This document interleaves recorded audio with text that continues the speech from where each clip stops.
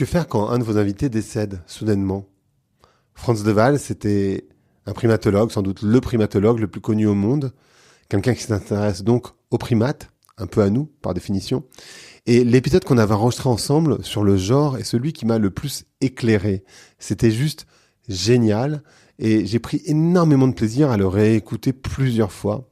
Et je me suis dit que c'était important, par respect aussi, de le rediffuser, de vous permettre peut-être de le découvrir si vous ne l'aviez pas écouté à l'époque, peut-être de le redécouvrir si vous l'aviez écouté.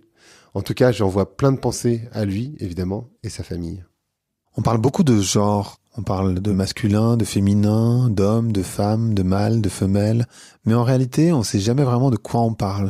On parle beaucoup de croyances, on s'appuie sur des livres. Et en fait, il faut savoir que la majorité de nos croyances, de ce que l'on sait, viennent des primatologues, c'est-à-dire des personnes qui étudient les primates, et donc principalement les singes. Et mon invité du jour, Frans de Waal, c'est sans doute l'un des primatologues les plus connus au monde. On lui doit entre autres le concept d'alpha, d'homme alpha, et malheureusement ça a été mal traduit, ou en tout cas ça a été mal compris. Il en a fait un TED Talk, qui est passionnant d'ailleurs, et il a écrit un livre sur le genre qui s'appelle « Différent ». Donc le titre dit déjà la manière dont il aborde le sujet, et pourtant vous allez voir que c'est plein de nuances, et c'est passionnant. C'est sans doute l'un des livres, voire le livre le plus intéressant que j'ai lu cette année. C'est très puissant sur différents niveaux. Et avec Frans, on va parler de sexualité, on va parler de la relation entre les mâles, on va parler de la relation entre les femelles, on va parler d'éducation, on va parler d'éducation des hommes, on va parler de l'instinct maternel, on va parler du viol, de la culture du viol, on va parler de sororité, on va parler de patriarcat. Bref, c'est un épisode qui est extrêmement dense. Et Frans, qui est néerlandais, nous fait le grand plaisir de le faire en français. Évidemment, on aurait pu le faire en anglais, ça aurait été beaucoup plus simple pour lui. Mais vraiment, je trouve que c'est génial qu'il soit rendu accessible en français. Donc j'espère que vous allez, vous aussi, adorer cet épisode. Je vous laisse l'écouter. Allez, Vlan, c'est parti.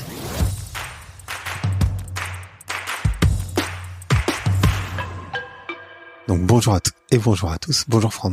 Bonjour. Comment vous allez aujourd'hui ? Ça va très bien. Ça va bien. La première question que j'ai pour vous, sans doute, c'est de me dire le rôle des primatologues dans la compréhension des humains et plus spécifiquement du genre. Oui.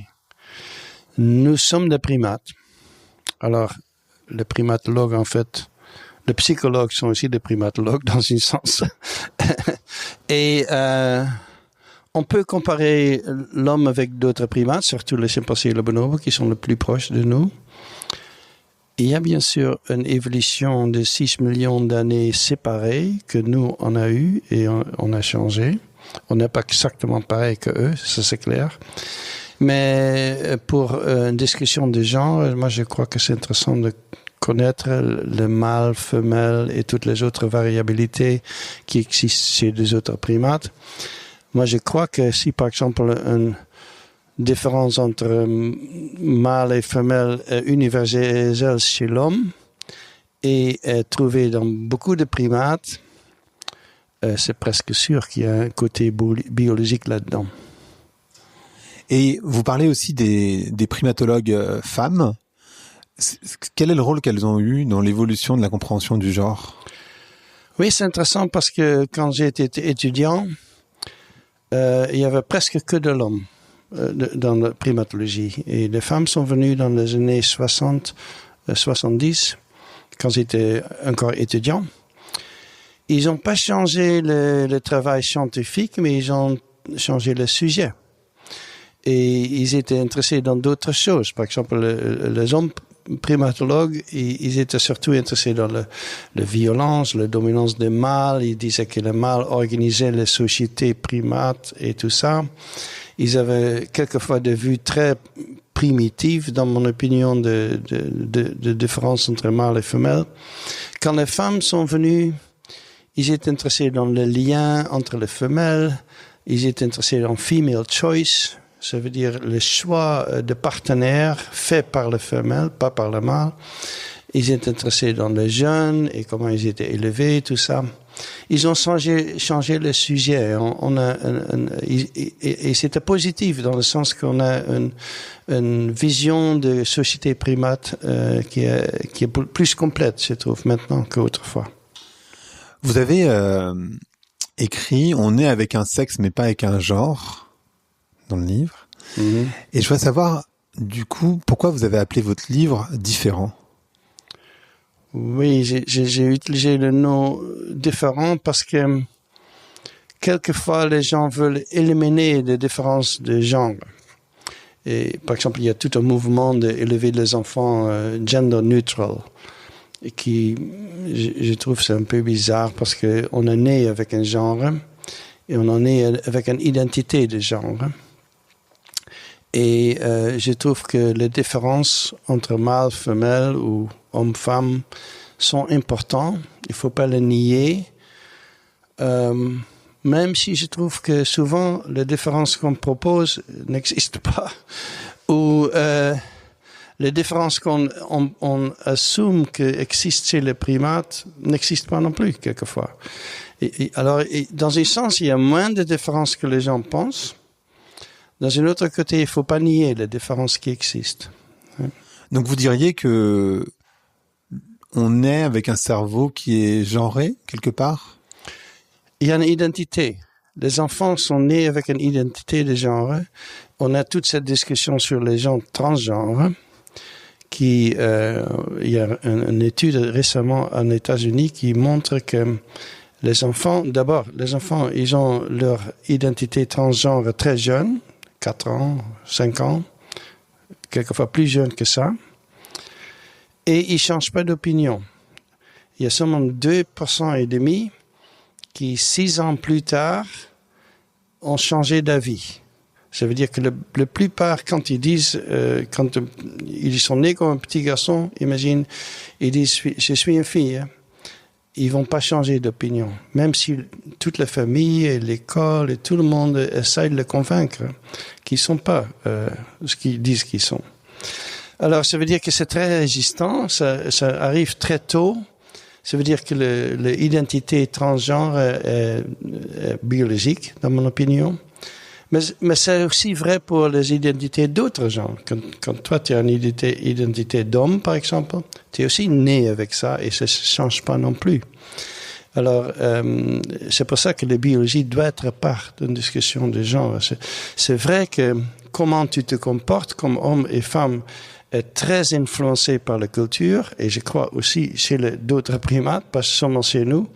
La culture a une grande influence, mais l'identité lui-même n'est pas tellement influencé par la culture. Alors, c'est quoi les principales caractéristiques des identités de genre pour les femelles et puis ensuite pour les mâles? Oui, je crois pas que c'est une caractéristique qu'on peut exprimer en comportement, par exemple. Parce que tu es né, imagine, avec une identité mâle. Ça veut dire que tu vas regarder les hommes autour de toi comme modèle. Tu vas les prendre pour autosocialisation. Tu imites les hommes. Et quand tu es né avec une identité femelle, tu imites ta mère et d'autres femmes ou des princesses que tu vois dans une animation et tout ça.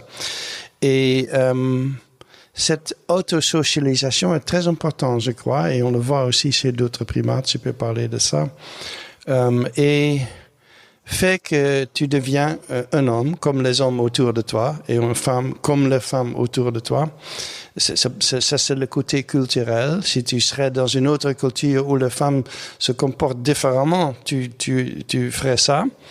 Et ça, c'est le côté culturel. Et cette autosocialisation est très importante parce que les gens pensent souvent qu'eux, ils socialisent leurs enfants. Ils pensent que c'est nous qui choisissons le jouet, nous qui transmettons nos idées. Moi, je pense que les enfants, ils sont très bien observateurs et ils observent les gens et c'est ça qu'ils apprennent. Et dans le livre, et j'ai trouvé ça hyper intéressant, vous dites que imiter son genre, ça active les centres de récompense du cerveau. Oui. Donc en fait, ce que vous décrivez, c'est on le fait aussi parce que biologiquement, on est construit pour imiter son genre. Oui, ça c'est une interaction biologique culturelle. Dans un sens, tu es né avec une certaine identité et tu es né avec une tendance d'imiter ceux qui ont la même identité. Et pour les enfants transgenres, c'est ceux qui sont opposites. Et alors tu es né avec certaines tendances, mais c'est l'environnement culturel qui fait quel côté tu vas avec ton comportement. Cette interaction biologie et culture et environnement est très connue dans la biologie. On voit ça par exemple chez les canards.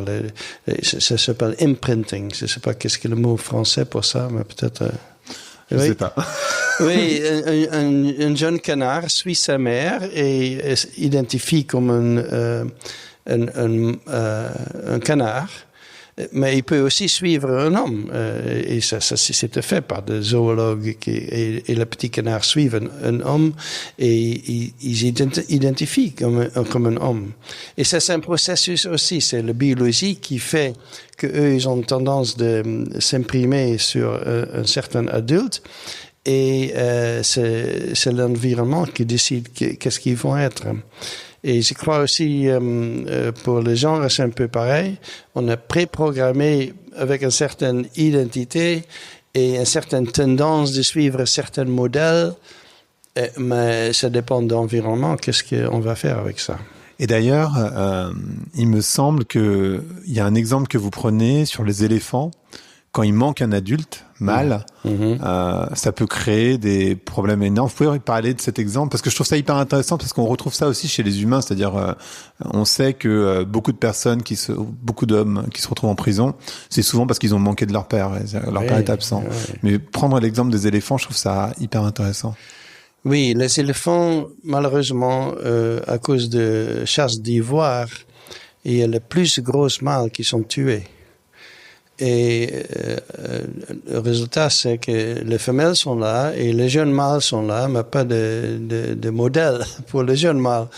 Et en plus, les mâles adultes, ils ont même s'ils font rien, juste par être là, ils inhibent le comportement des jeunes mâles. Dans une des parcs africains où il y avait beaucoup de problèmes de jeunes mâles éléphants qui attaquaient des femelles ou d'autres espèces comme des rhinocéros, et les jeunes mâles éléphants, ils ont tué beaucoup de choses. Ils ont transporté des mâles adultes, de grosses mâles éléphants, et mis dans le troupe là, et tout de suite, le comportement des jeunes mâles est changé. Tout de suite, les mâles vieux, ils ont rien fait. Juste par être là, ça a changé le comportement. Et ça donne un certain parallèle avec les familles humaines, je crois. On a une certaine évidence que hormonalement, les filles et les garçons changent s'il y a un père adulte, un homme adulte dans la famille. Par exemple, les filles, ça ralentit leur développement de menstruation et tout ça. C'est 1 an ou 2 ans plus tard que ça arrive, quand il y a un homme dans la maison. C'est incroyable, cet effet, et c'est un effet juste par la présence d'un homme adulte qui est un peu intimidant, je crois, pour les deux. On va parler de plein de sujets. Un des premiers sujets, parce que vous avez parlé tout à l'heure des jouets, et j'ai trouvé ça hyper intéressant parce qu'il y a effectivement cette discussion sur les jouets genrés pour les enfants. Et ce que vous décrivez pour les primates, c'est que assez naturellement, si je peux utiliser cette expression, les primates mâles vont vers des jouets plutôt actifs, on va dire, et les primates femelles vont plutôt vers des bébés. Est-ce que vous pourriez parler de ça? C'est hyper intéressant. Oui. Quand dans un groupe de primates, une femelle arrive avec un jeune bébé, tout de suite, les jeunes femelles veulent le toucher. Ils entourent cette mère-là. Et les jeunes mâles sont pas tellement intéressés. Et les jeunes femelles veulent le toucher, garder le bébé. Quand ils sont un peu plus vieux, ils deviennent des babysitters. Et ils ont un intérêt énorme dans le bébé. quand on donne des jouets aux primates, c'était fait avec des groupes de monkeys, où ils donnent des poupées ou des voitures ou des ballons. C'est les jeunes femelles qui prennent les poupées, qui gardent les poupées sur eux, sur leur dos, sur leur ventre, et gardent comme si c'est un bébé. Et comme ça, ils apprennent comment être mère.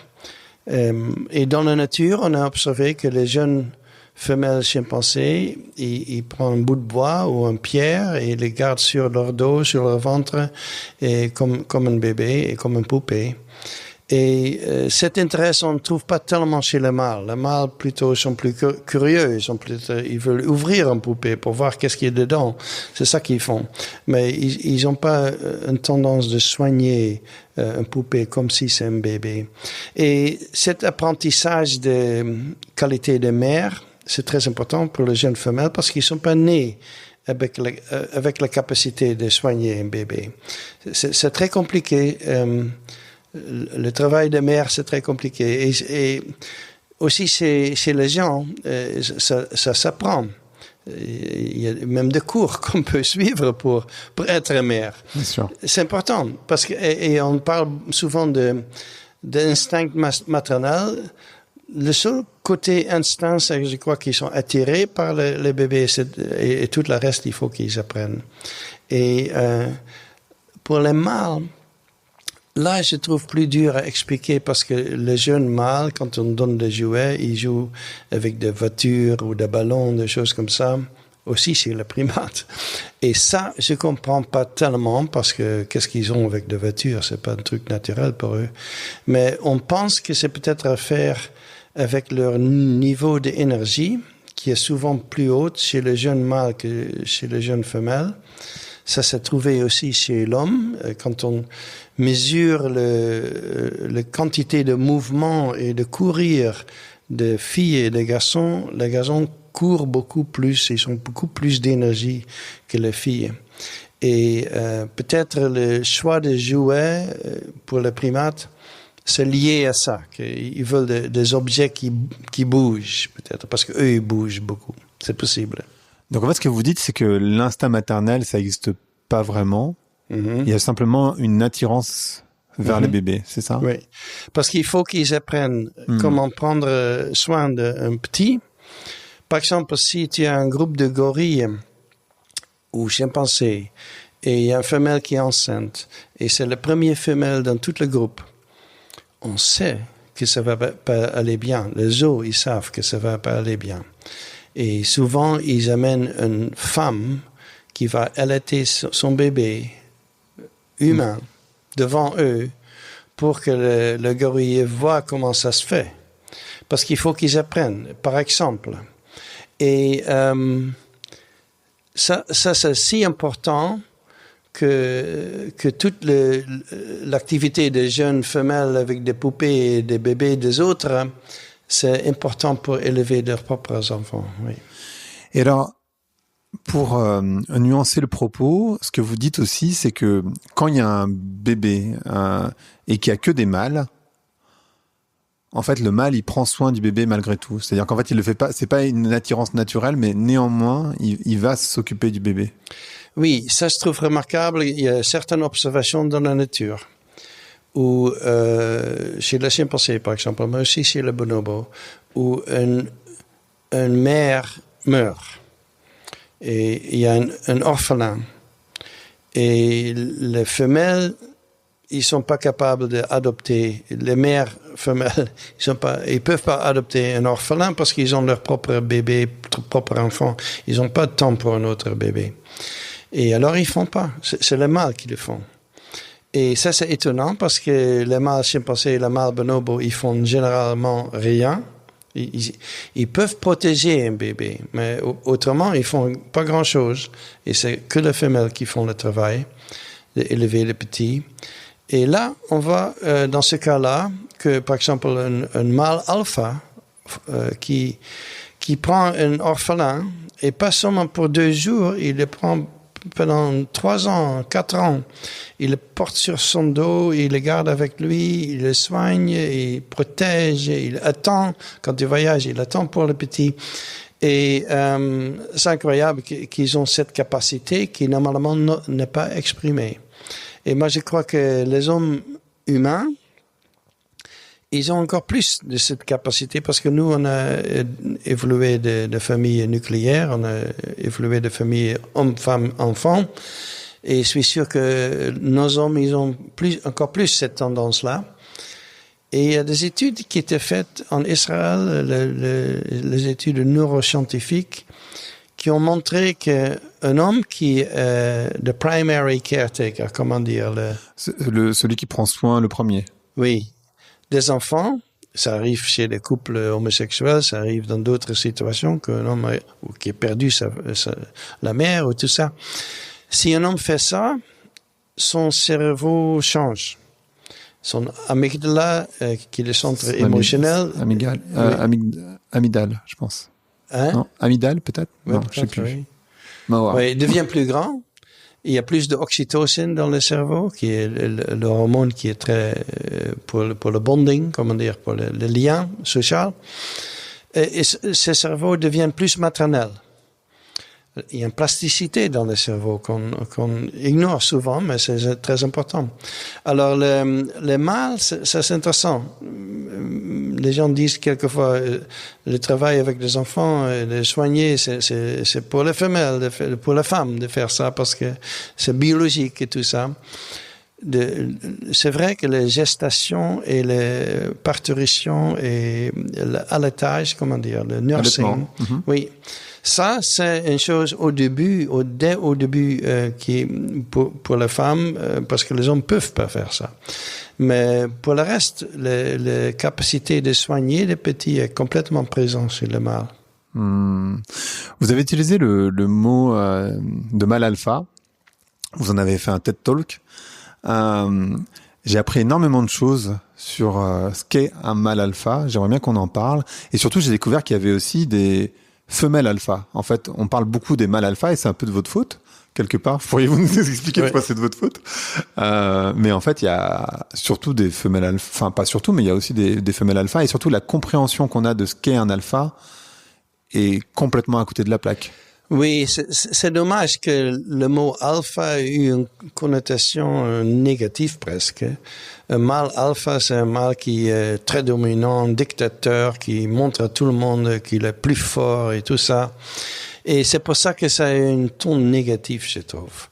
Mais le mâle alpha que moi j'ai connu, bien sûr, il y a aussi certains types qui sont comme ça, qui sont des dictateurs et ils sont pas très populaires, il faut dire, dans le groupe. Mais ça existe quelquefois. Mais la plupart que j'ai connus, ils gardent la paix dans le groupe, ils protègent les faibles, ils protègent les femelles contre les mâles ou les jeunes contre les adultes. Et ils peuvent devenir extrêmement populaires parce qu'ils donnent une certaine qualité de sécurité dans le groupe. Et ça, c'est le mâle alpha que je connais le mieux. Et aussi, il y a aussi toujours une femelle alpha.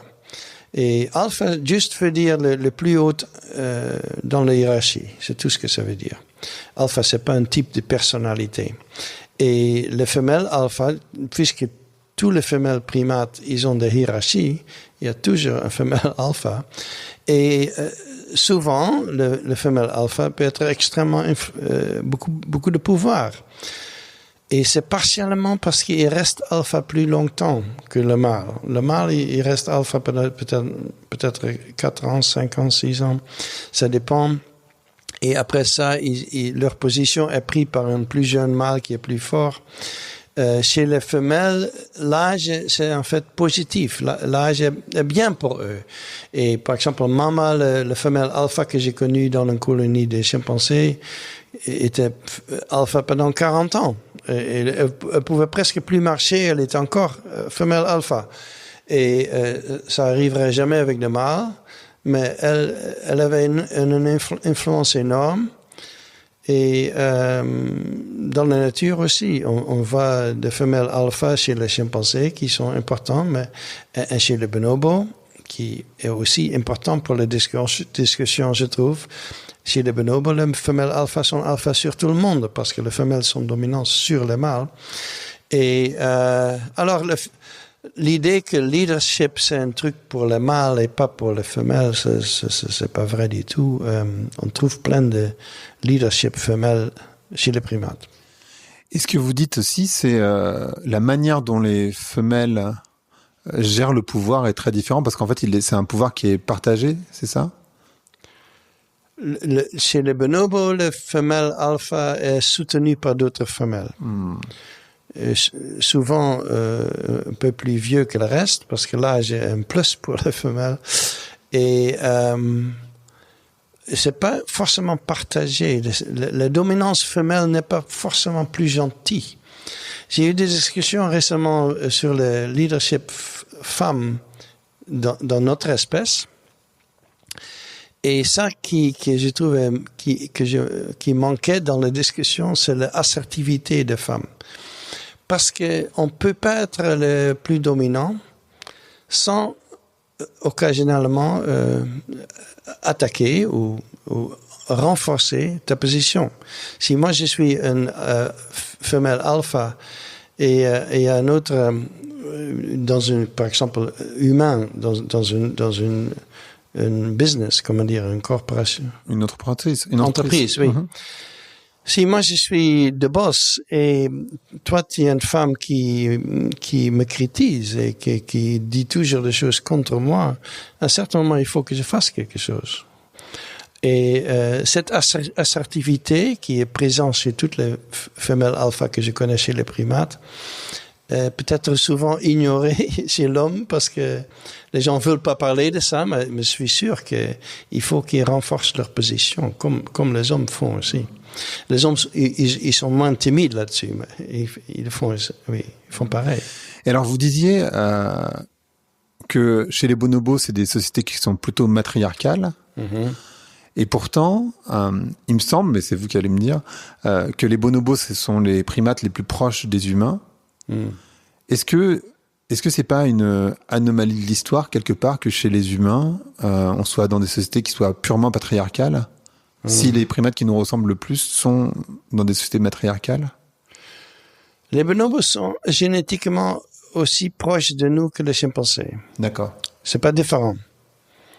Mais on peut pas discuter l'homme seulement avec le bonobo. Il faut toujours... C'est intéressant, en fait, qu'on a deux espèces si proches qui sont si différentes l'un de l'autre. Et le bonobo matriarcal, c'est pas exactement le mot, parce que matriarcal, ça veut souvent dire, par exemple, les éléphants sont matriarcales. Il y a une femelle avec ses filles qui sont devenues adultes et les grandes filles. Il y a des systèmes matriarcaux qui sont des liens familiales. Chez les bonobos, les femelles sont pas liées. Ils viennent d'autres groupes. Parce que la migration, c'est un truc femelle chez les bonobos. Pas de mâles restent dans le groupe, les femelles partent. Alors, ils sont pas forcément matriarcales, mais ils sont female-centric. Oui. En anglais, on peut dire gynarchy. Ça existe en français. Gynarchy? J'ai jamais entendu parler. C'est contrôlé par les femelles. D'accord. Et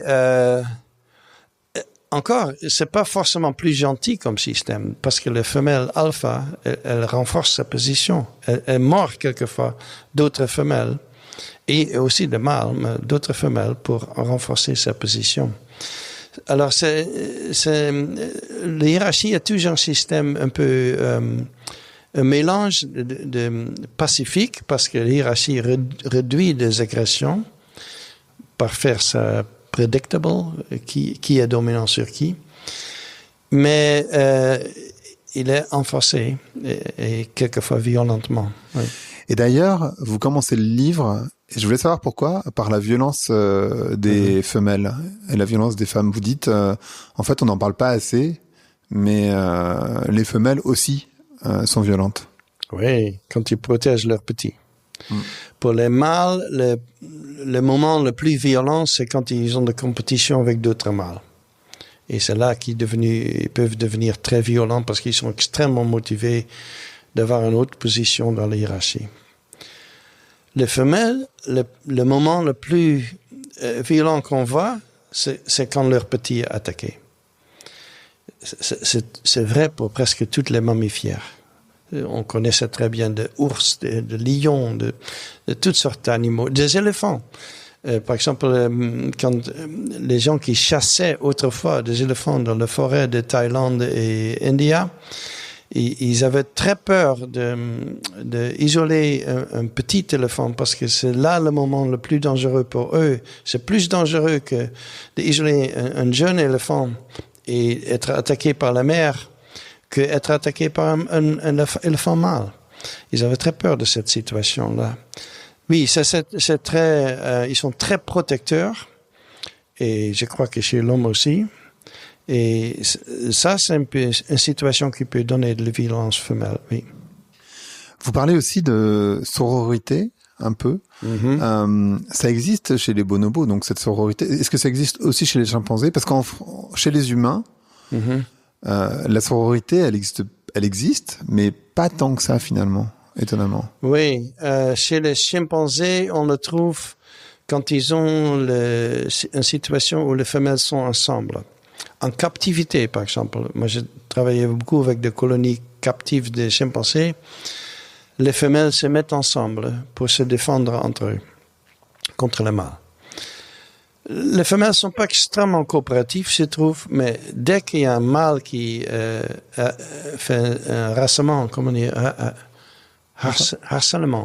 Harcèlement. Harcèlement sexuel vers une femelle, là, les femelles, ils ont une autre opinion et tout de suite, ils deviennent coopératifs et ils peuvent chasser cette mâle-là et peut-être l'attaquer aussi. Alors, c'est pour ça qu'en captivité, j'ai jamais vu un viol entre chimpanzés, mâle-femelle, et les femelles, ils ont beaucoup de pouvoir dans le groupe. Quand on va dans la nature, les chimpanzés sont souvent distribués sur leur forêt parce qu'il n'y a pas assez de nourriture pour eux de voyager ensemble. C'est pour ça qu'ils voyagent séparément. Et tout de suite, ça dilue les sororités des femelles. Ils sont plus solitaires et quand ils sont attaqués par un mâle, ils n'ont pas toujours de défense. Et ça change tous les arrangements entre mâles et femelles. Il y a certains groupes de chimpanzés dans l'Ouest Africa, comment dire? L'Afrique de l'Ouest. De l'Ouest, parce que l'Ouest et l'Ouest, pour moi, c'est un peu, je trouve dur à prononcer. Le West Africa, les groupes sont plus cohésifs et le résultat, c'est que les femelles ont un peu plus de pouvoir parce qu'ils sont plus ensemble. Ils s'aident plus entre eux. Et les bonobos, bien sûr, c'est un autre extrême. Si les bonobos, les femelles sont si souvent ensemble et ils restent toujours ensemble, et qu'ils sont devenus dominants sur le mâle. Oui. Et vous disiez, le viol, ça n'existe pas chez les singes de manière générale, mais chez les chimpanzés ni les bonobos. Donc c'est une invention de l'homme, quelque part, le viol? Le viol est extrêmement rare chez les chimpanzés, complètement absent chez le bonobo. On trouve ça chez les orang-outans. C'est la seule espèce primate, je crois, où c'est assez commun. C'est les jeunes mâles qui font le viol, pas le mâle complètement développé. Chez les primates, je dirais, c'est pas un comportement typique du tout. Chez d'autres espèces, on trouve un peu de viol chez les canards, les grenouilles, certains insectes. Oui, mais c'est pas un comportement qu'on trouve partout dans le monde animal. Oui, chez l'homme, c'est assez commun, le viol. Il y a en fait deux contextes. Il y a le contexte familial, qui je crois que c'est le plus commun. Et il y a le contexte de guerre, qu'on voit maintenant en Ukraine, on voit ça. C'est un contexte complètement différent, je pense. Le contexte familial, c'est facilité par notre mode de vie où il y a des familles qui sont dans une maison et c'est là qu'un homme peut contrôler une femme Parce que chez les primates, ça n'existe pas du tout. Si un mâle est agressif avec une femelle, il y a souvent d'autres femelles autour qui peuvent intervenir. Et aussi les mâles qui peuvent intervenir. Le mâle alpha, en général, il protège aussi la femelle qui potentiellement se fait attaquer. Les mâles alpha, ils protègent les femelles en général, oui. Il y a un autre point que en fait, on dit beaucoup ça, et en même temps, vous le déconstruisez dans le livre, et je trouvais ça intéressant de dire que les femelles sont plus petites parce qu'en fait, elles ont que les restes. C'est une croyance. En tout cas, il y a des livres qui ont été écrits là-dessus, et vous dites, finalement, c'est pas exactement vrai. Il me semble. Donc, qu'est-ce qui explique la différence de taille entre un mâle et une femelle? Oui, j'ai entendu cette théorie populaire en France, mais seulement en France, je crois, que la nourriture, la France parle toujours de la bouffe de toute façon, que la nourriture décide qui est grand et qui est petit. Ça, c'est trop bizarre, parce qu'on sait des études qui étaient faites sur qu'est-ce qu'on fait avec la nourriture quand on est adolescent. Quand on est adolescent, le garçon, il mange et ça se traduit en os et muscles.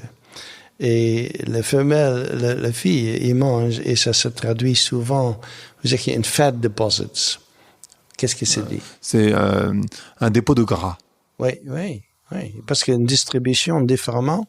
Et alors, ils poussent pas si long que les garçons qui investent leur nourriture différemment et qui mangent plus aussi, une fois et demie plus que les filles. Moi, je suis d'une famille de 6 garçons. On a beaucoup mangé, on peut dire, quand j'étais jeune. Et c'était pas parce que ma mère voulait qu'on était si grands, je crois. Mais ça, c'est une théorie, j'ai entendu ça. Ça explique bien sûr pas pourquoi chez d'autres primates, la plupart, les mâles sont plus grands que les femelles, parce qu'ils sont pas influencés par la même culture de nourriture et tout ça. Non, je crois que c'est un truc naturel, que les mâles sont plus grands que les femelles.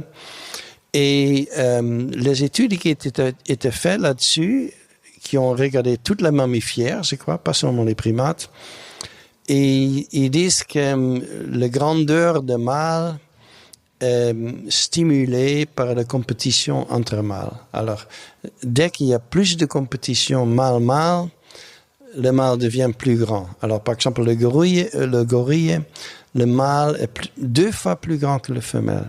C'est extrêmement fort parce qu'il y a une compétition extrêmement forte entre mâles. Les mâles sont pas plus grands que les femelles pour dominer les femelles parce que ça, c'est pas leur but. Ça donne pas grand-chose pour le mâle d'être dominant sur les femelles. Ça donne pas un grand avantage. C'est surtout pour être mieux dans la compétition avec d'autres mâles. Et chez notre espèce, le dimorphisme sexuel est assez bas, dans le sens que les mâles sont un peu plus grands que les femelles dans notre espèce. Et dans le chimpanzé et le bonobo, c'est assez bas, c'est assez, comment dire, c'est pas si grand que dans beaucoup d'autres espèces. Par exemple, chez le babouin, le gorille, les orang-outans, les différences sont beaucoup plus grandes que chez nous. Vous dites aussi que tout commence par les émotions et qu'en fait les bonobos, les chimpanzés, donc ceux qui nous ressemblent le plus, ont des émotions très fortes. Vous prenez l'exemple du bombardement de Munich. Déjà, peut-être, ça peut être intéressant d'avoir cet exemple du bombardement de Munich. Et après, j'aurais une question autour parce que il me semble que vous dites que les femelles ont un accès plus facile aux émotions. Donc, ça voudrait dire qu'en fait, puisque tout est centré sur les émotions, en fait, elles ont un avantage énorme par rapport aux mâles, quelque part. Les femelles sont pas plus émotionnelles que le mâle, je crois. On dit ça souvent dans notre espèce, que les femmes sont plus émotionnelles. Moi, je suis pas sûr. Si on regarde les hommes pendant un jeu de football, par exemple, ils sont assez émotionnels, je trouve. Les émotions sont exprimées différemment entre mâles et femelles. Et ce sont souvent des règles culturelles. Qu'un homme ne doit pas pleurer, par exemple. On apprend ça de très jeune. Il faut pas pleurer. Et il faut pas montrer sa vulnérabilité. Et on trouve ça aussi chez les primates. Les mâles, ils cachent leur vulnérabilité parce qu'il y a de compétition avec d'autres mâles. C'est pas utile de montrer que tu es faible ou que tu es injuré comme ça. Blessé. Blessé, oui. Mais moi, je crois que les hommes et les femmes, ils ont à peu près les mêmes émotions, mais ils ont appris de régler et d'exprimer ça différemment. Ouais.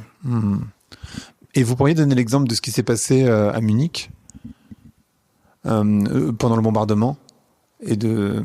Ah là, oui, ça c'était un zoo à Munich qui avait de bonobos et de chimpanzés et de gorilles.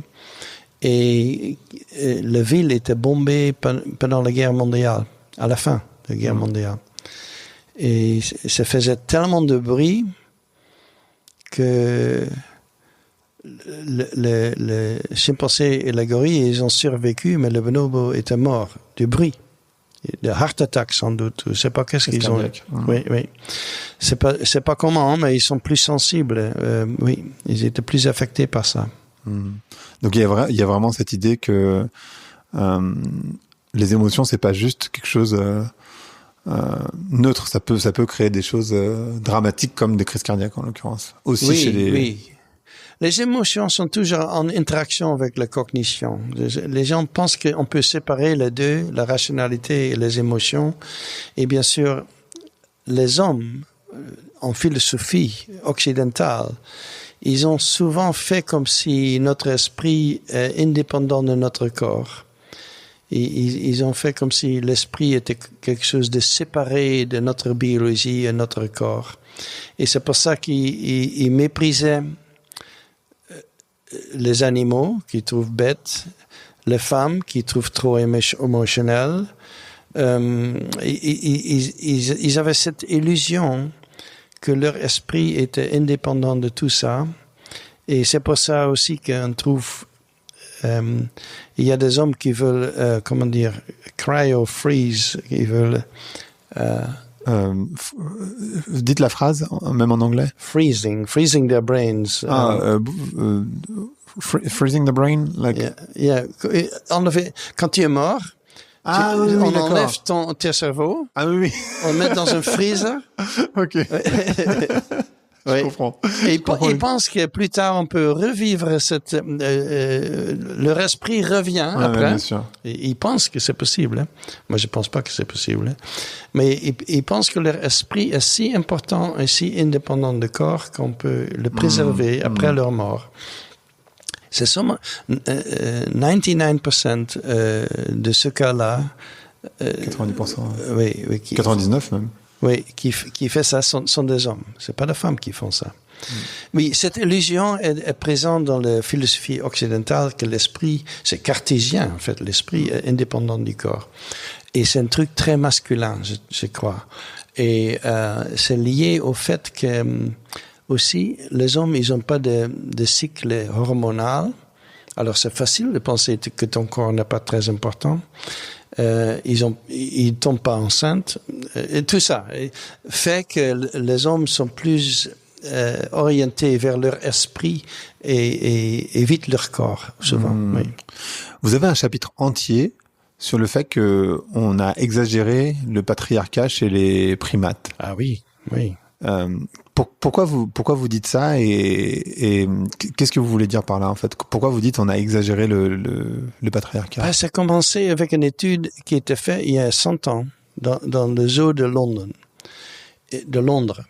Alors, c'est un scientifique qui était très important en Angleterre à l'époque, qui avait mis des bovins ensemble dans le mauvais sex ratio. Il avait mis 95 mâles avec 5 femelles, je crois, dans un enclos, dans le zoo. Et les mâles, ils se sont tués entre eux, ils ont aussi tué les femelles, et à la fin, 2/3 de toute cette population étaient morts. Et après, il a écrit des livres là-dessus en disant que oui, les mâles sont très dominants des femelles, ils se battent entre eux, la violence est énorme, les femelles, ils ont rien à dire dans une société de primates, c'est complètement patriarcal, et il a insisté là-dessus. Et après ça, tous les gens qui écrivaient des livres populaires sur les primates, ils répétaient cette histoire-là qui était basée sur une expérience extrêmement mal foutue. C'est comme ça que c'est devenu l'histoire que chez les primates, les mâles sont dominants et c'est très patriarcal.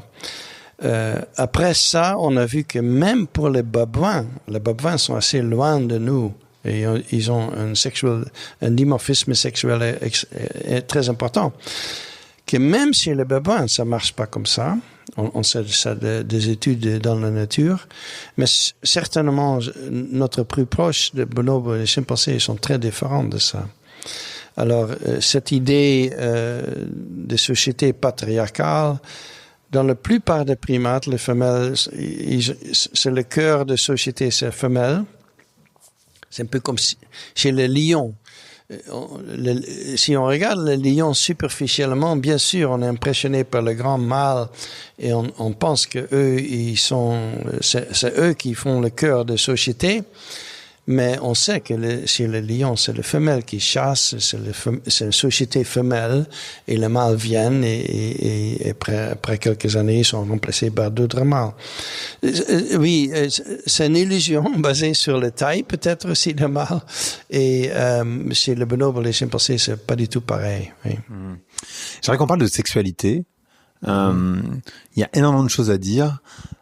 D'abord sur les choix sexuels, ce que vous dites, c'est que l'homosexualité existe totalement dans la nature, oui. Ce qui peut aller à l'encontre de plein de croyances, en tout cas de certaines personnes qui pensent que l'homosexualité c'est pas naturel. Est-ce que vous pourriez nous parler d'homosexualité déjà? Oui, le comportement homosexuel on trouve chez beaucoup des animaux, pas seulement les primates. Je crois que chez tous les animaux, on trouve au moins un peu de ça, le comportement homosexuel. Il y a certaines espèces, comme par exemple le bonobo, je fais même pas la distinction entre les deux. Je dis qu'ils sont bisexuels parce que je vois pas que ils ont tellement de contacts sexuels avec tout le monde que je vois pas de faire la distinction entre hétérosexuels et homosexuels. Chez beaucoup d'autres primates, comme les chimpanzés, c'est plutôt, on voit le comportement homosexuel régulièrement. Et il y a certains individus qui le font plus et certains qui font moins. On ne peut pas dire forcément qu'il y a des individus homosexuels dans le sens qu'ils sont exclusivement homosexuels, mais je dirais aussi chez l'homme, c'est pas la majorité. Je crois que homosexuel exclusif, c'est seulement un demi% de gens. Et on sait que l'homosexualité en général, c'est peut-être 4%, 5% des gens. Alors, c'est beaucoup plus important. Oui, on trouve ça chez beaucoup des animaux. La connaissance de ça était souvent supprimée. Plus maintenant. Je crois qu'on parle ouvertement maintenant de ça, mais c'était souvent supprimé parce que l'homosexualité est un grand problème dans la société. Pour moi, c'est un peu bizarre parce que je viens de la Hollande. Où l'amour homosexuel était légal pendant plus que 200 ans. Alors, en Hollande, on n'a jamais fait beaucoup de problèmes là-dessus.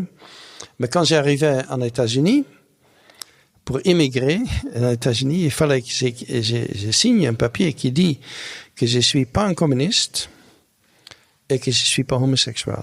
Moi, j'étais complètement étonné. Pas forcément par le communisme, mais par l'homosexualité. Oui. Et les transgenres, est-ce que c'est des choses qui existent aussi dans la nature, chez les primates? Oui, je pense que c'est possible. C'est très dur de définir ça pour les animaux parce qu'on peut pas demander des identités.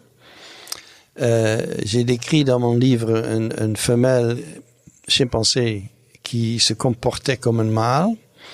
Elle était très jeune, elle était déjà un peu plus masculin que d'autres femelles. Elle aimait par exemple faire de petits bagarres avec moi ou avec des mâles chimpanzés. Et plus tard, elle développait des caractéristiques un peu plus mâles, comme la tête, les poils, les épaules. Et de loin, on dirait que c'était un mâle. Et elle associait beaucoup avec des mâles. C'est très bien possible qu'elle identifiait comme mâle, mais Je peux pas savoir ça. Mais il y a beaucoup d'individus chez les primates, et j'ai connu dans toutes sortes d'espèces aussi chez les bonobos, des individus qui sont différents de leur rôle de genre, qui sont pas typiques. Et en général, je trouve dommage que dans notre métier primatologue, on a ignoré ce genre d'individus. Comme les sociétés parlent aussi souvent de mâles typiques et de femelles typiques. Et dans notre boulot, on a fait la même chose. On parle de mâles typiques, femelles typiques. Mais il y a toujours 1 sur 10 ou 1 sur 20 qui est différent. Et on trouve aussi des mâles, par exemple, qui sont pas intéressés dans la politique mâle. Ils sont pas intéressés dans la compétition avec d'autres mâles. Ils le font pas. Et ils évitent ça. Ils peuvent avoir une vie très heureuse et tranquille, je crois, mais ils sont pas intéressés à être mâle alpha. Et on trouve des femelles comme Donna qui sont plutôt masculins. Et vous pouvez nous parler de la sexualité féminine, en particulier des femelles, en particulier de la sexualité qui soit entreprenante. Parce qu'en fait, c'est vrai que chez les humains, on a cette culture, en tout cas dans les pays occidentaux, où la sexualité des femmes, elle est pas entreprenante. Et en fait, ce que vous dites, il me semble, que chez les primates, ou en tout cas certains primates, c'est très différent. Oui, ça a commencé dans la biologie avec le développement de ADN. Avant ça, on avait cette illusion victorienne, sans doute, que le mâle veut le sexe, la femelle, ils acceptent le sexe. Ils cherchent pas. Et tout le monde était très content avec cette théorie-là, peut-être surtout des hommes, mais tout le monde était très content.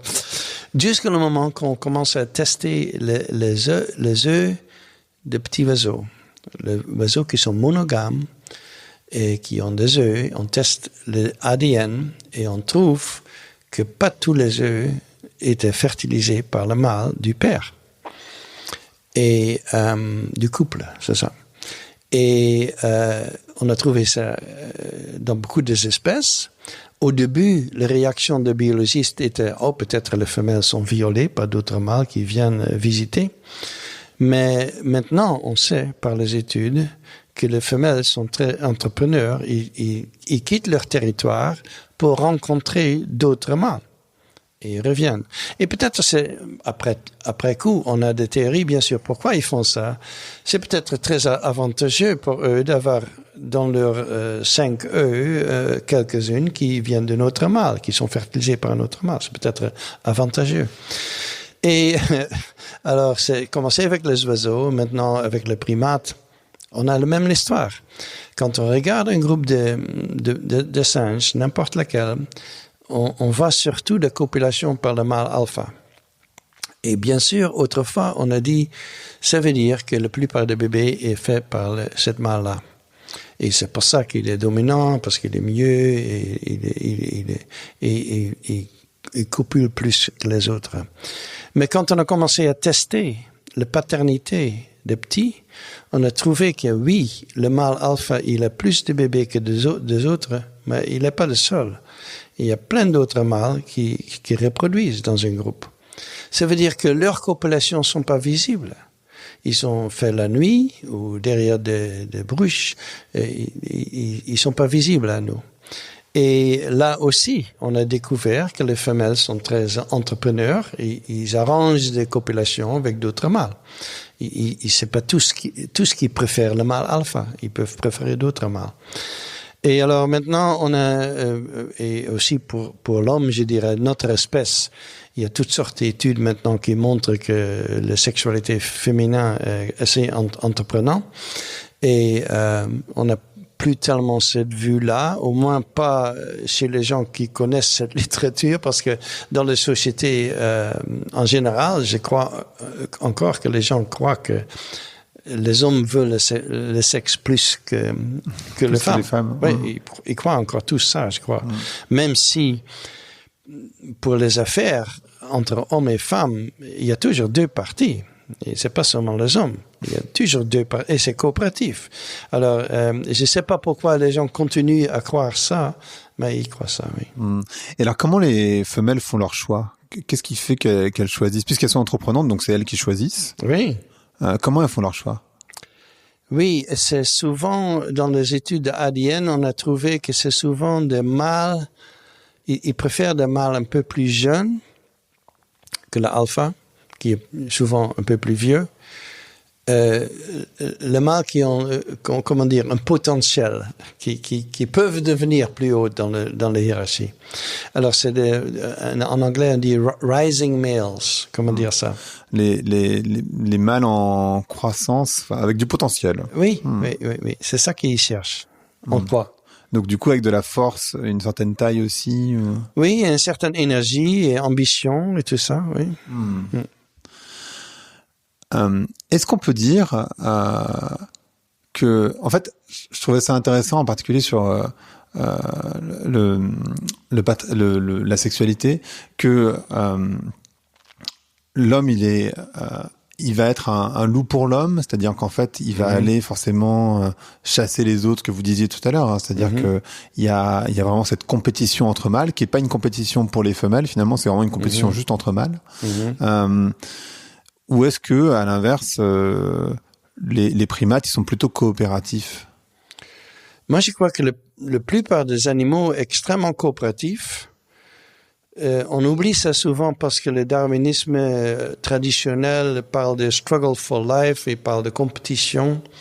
Mais la compétition est importante, bien sûr, c'est pas qu'on peut l'enlever, mais la coopération, on trouve partout dans les animaux et c'est très développé. Est-ce que vous pourriez nous parler, juste pour finir, du principe de Batman? Oui, Batman avait ce principe que les mâles, ils ont besoin de beaucoup de partenaires. Ils cherchent beaucoup de partenaires parce que comme ça, ils peuvent avoir plus de petits. Leur reproduction est stimulée par avoir plus de partenaires. Les femelles, ils n'ont pas besoin de faire ça parce qu'ils peuvent être enceintes seulement une fois. Et chez les primates, souvent avec seulement une bébé. Et alors pour les femelles, c'est important d'être sélectif, d'avoir le meilleur partenaire et le nombre de partenaires, c'est pas important pour eux. Ça a l'air extrêmement logique. Alors c'est pour ça que pendant 50 ans, c'était répété partout dans le livre, c'est comme ça que ça marche.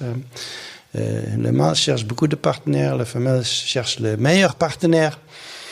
Et quand le scientifique, une femme qui s'appelle Paddy Gowati, un biologiste américain, quand elle a essayé de répéter les expériences avec les fruit flies, c'est quoi? Fruit flies? Oui. Je sais pas ce que c'est. Des petits mouches de fruits. Ah, d'accord. Ah, ok. Ça s'appelle comme ça? Oui, on peut dire ça. Petits mouches de fruits. Parce que c'était basé sur l'expérience avec cet animal-là.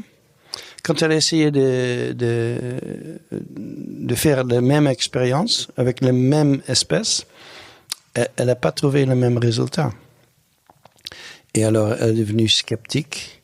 En plus, on est très sceptique parce que on voit que les femelles cherchent beaucoup de partenaires chez beaucoup des espèces. Par exemple, chez les primates, le bonobo, c'est un exemple, mais aussi chez les chimpanzés, les femelles, ils copulent avec beaucoup de mâles différents. On sait que ça marche pas comme ils disaient. Et maintenant, il y a tout un groupe de féministes, Darwinian feminists, comment dire, les féministes darwiniens, qui doutent ce principe-là de Bateman et qui disent que ça marche pas comme ça, que les femelles sont beaucoup plus entrepreneurs que lui pensait. Et je crois que son principe marche peut-être pour les mâles. C'est vrai que les mâles, ils peuvent stimuler la reproduction par avoir plus de partenaires. Oui, cet côté, ça marche. Mais son principe marche pas pour les femelles.